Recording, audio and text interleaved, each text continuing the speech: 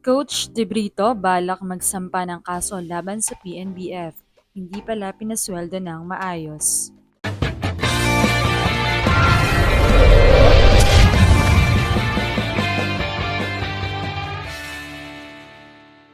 What's up, Volleyball Nation? Welcome back to my YouTube channel.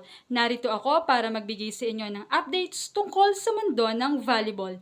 Pero bago yan, don't forget to subscribe and hit the notification bell para updated ka sa aking mga videos. Isang hindi inaasahang revelasyon na naman ang sumambulat sa mundo ng volleyball nang umano'y magsalita si dating Alas head coach De Brito patungkol sa dapat niyang matanggap bilang coach ng mga Alas women noon. Ka Volleyball Nation, tinranslate ng inyong lingkod ang mga pahayag ni Coach De Brito sa Tagalog. Ang dating Alas Pilipinas Women Head Coach na si George De Brito ay nagbabalak magsampa ng legal na aksyon kaugnay sa umano'y hindi nabayarang performance bonuses mula sa 5 torneo. Ayon sa 59-year-old na Brazilian coach, hindi pa niya natatanggap ang mga incentive na nakasaad sa kanyang kontrata sa loob ng 4 na taong panunungkulan bilang head coach ng Women's National Volleyball Team sa ilalim ng PNBF. Nagsilbi si De Brito sa programa simula 2021 sa ilalim ng dating pamunuan ng PNBF na pinangungunahan ni Ramon Tat Sazara, kung saan sakop ang 5 torneo na ayon sa kanya ay may hindi pa nababayarang bonus. Hindi namin problema yon, ipinahayag ng kasalukuyang PNBF President na si Tony Boy Liao na labas ang kanyang pamunuan sa problema at isyong inirereklamo ni De Brito. Hindi namin problema yon kay Tats na yon, ayon kay Liao. Iginiit din nila na maaaring lumabag si De Brito sa kontrata dahil sa pagko-coach nito ng club team habang hawak ang national team. Ngunit pinabulaanan ito ni De Brito na nagsabing walang ganitong restriksyon sa kanyang kontrata. Aniya malinaw sa kontrata na pinapayagan siyang magtrabaho sa ibang employer basta't hindi ito direktang kakompetensya ng federation. Ayon sa nakasaad sa kontrata, pinahihintulutan kang magtrabaho sa ibang employer, direkta man o hindi, part-time o full-time, habang ikaw ay nasa ilalim ng federation.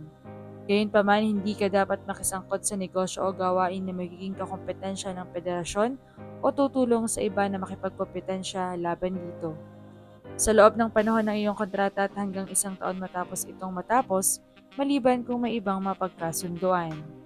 Binigyan din ni De Brito na ang pagbabago ng pamunuan ay hindi dapat maging dahilan upang hindi tuparin ang mga obligasyon sa kontrata. Hindi mahalaga kung sino ang namumuno. Dapat pareho pa rin ang pagpapatupad ng kontrata, ani niya. I work for the federation, for the flag, for the country.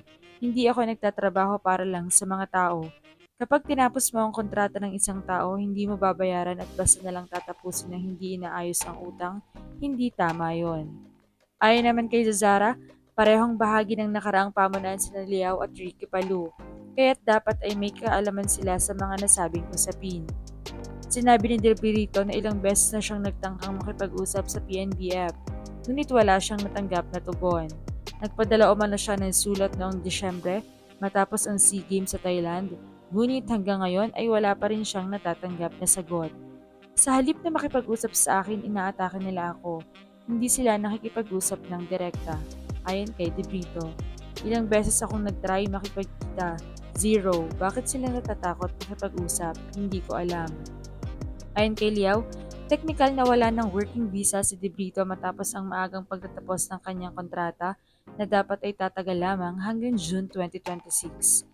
Gayunpaman, nagkaroon umano ng kasunduan sa pagitan ng PNBF at Capital One upang pahintulutan si De Brito na tapusin ang kanyang kasalukuyang torneo. Binalaan din ni Liao na maaaring kansilahin ang visa ni De Brito kung magpapatuloy ito sa paniningil.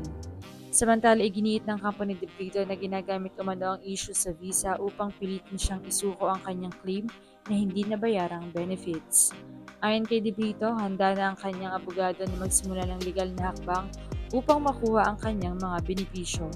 Hindi ko gustong umabot sa ganito, pero mukhang wala ng ibang paraan, ani niya. Umaasa pa rin ang kanyang kampo na maresolba ang issue sa maayos na paraan, ngunit handa silang dalhin ito sa korte kung kinakailangan. Plano rin nilang iangat ang usapin sa FIVB at kay Alan Peter Cayetano. Panahon na para dalhin ito sa tamang lugar. Dagdag ni De Brito, iginagalang ko ang national team. Karapat-dapat ang kuponan, ang fans at ang bansa sa mas maayos na sistema. Anong masasabi niyo dito? Leave a comment below. Thank you for watching and don't forget to subscribe.